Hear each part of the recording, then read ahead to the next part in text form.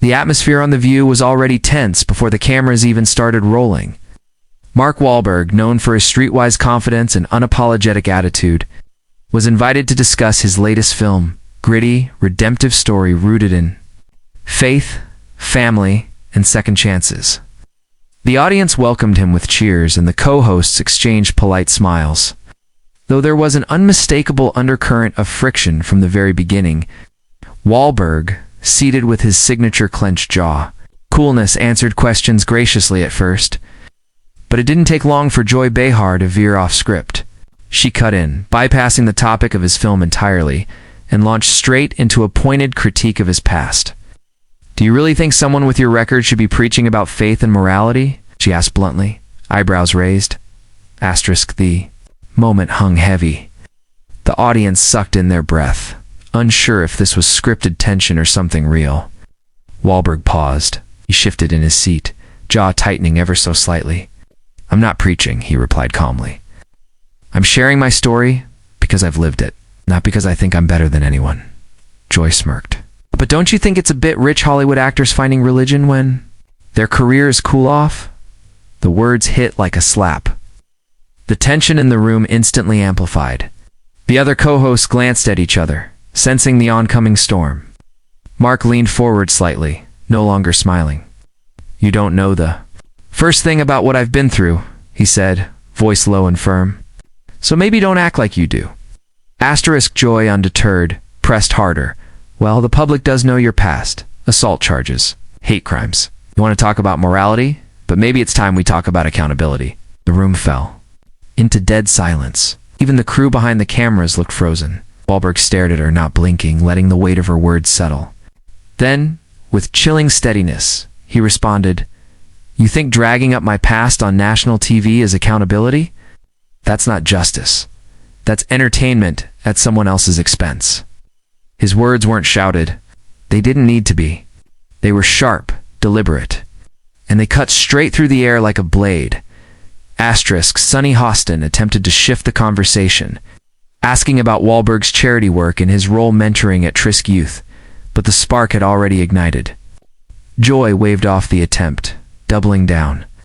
"I'm just saying, people like you get forgiven a little too easily," she said. "A little success, a little PR spin, and suddenly you're a role model." Ow!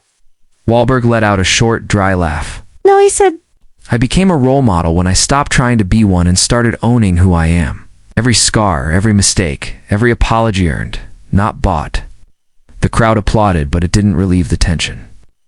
Wahlberg's eyes stayed locked on Joy. The room had shifted. He wasn't there to promote anymore. He was there to defend his name. Then Joy pushed one button too many. "Well, maybe you're still just acting," she said with a smug shrug. A tough guy pretending to be redeemed. That did it. Wahlberg stood. Not in anger, but in something more dangerous resolve. "I came here with respect," he said. "To talk about a film that means something to me. A conversation you want to take down? I've had people try to break me my whole life. You won't be the one to succeed." The audience was divided, some gasping, some applauding. Joy tried to respond, but Wahlberg removed his mic, looked at Whoopi, and calmly said, "I'm done." With that, he walked off the stage, leaving everyone stunned in silence. The producers scrambled. Whoopi tried to salvage the segment, cutting awkwardly to commercial.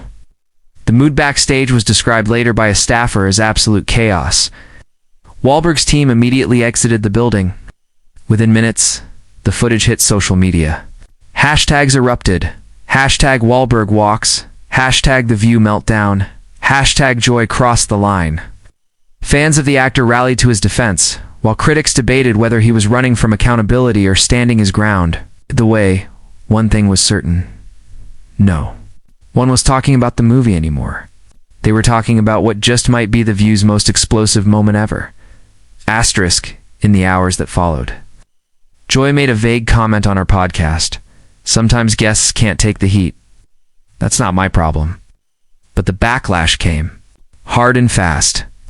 Commentators from across the political spectrum called her line of questioning needlessly hostile. Others accused her of dragging out ancient sins to score cheap points. Wahlberg, meanwhile, said nothing. He didn't tweet, didn't call into radio shows. He simply went quiet. And that silence said more than 1,000 sound bites ever could. The next morning, The View aired a heavily edited version of the segment.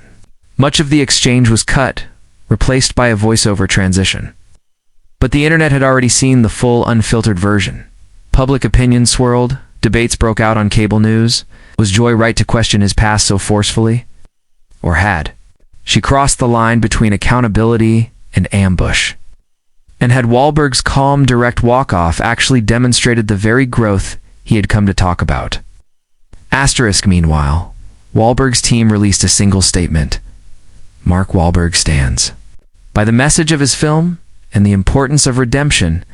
He will not be engaging in media cycles that prioritize provocation over conversation. It was a clean, measured response, and it only fueled more admiration from fans who saw him as a man refusing to be baited.